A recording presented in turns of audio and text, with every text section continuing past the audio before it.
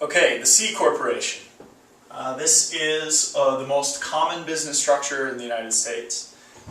It is essentially the idea behind a corporation is to protect the shareholders from liability. That's why you create a corporation most of the time. The C Corporation is owned by the shareholders, and the shareholders are protected from the debts and obligations of the corporation itself. So it's owned by shareholders, that's important. It is there's an unlimited number of shareholders, unlike an S Corp. There's an unlimited number of shareholders. It's easy to sell those shares, and it's easy to execute financings as a result. That's really kind of what the share structure is designed for, is to be easily exchanged.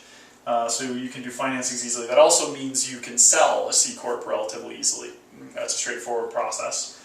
Also, there are formal governance rules. There are rules about how the corporation is managed. You have to have things like board meetings. There are certain decisions that get made by the directors and officers. And you also need to keep minutes, which is essentially a record of what happens during those meetings.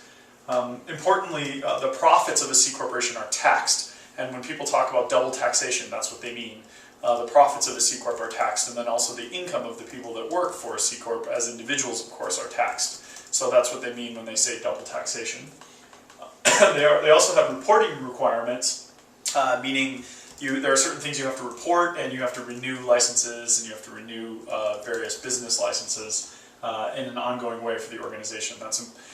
Sometimes people view the formal governance rules and the reporting requirements as a negative. However, investors tend to look at that as a positive because they know that there are certain things that are going to happen inside the C Corp. And also there are records that are kept and created, and investors usually feel good about that. Also, this is the most common structure used if you will raise equity financing. If you plan on raising money by selling shares, this is the most common structure used to do that. Also, lots of people will start with another structure like an LLC, a limited liability company, and they will convert around an equity financing. They'll convert to a C Corp. Reason being that most investors, when they do equity financing, prefer C Corps. And that conversion is not that hard to do.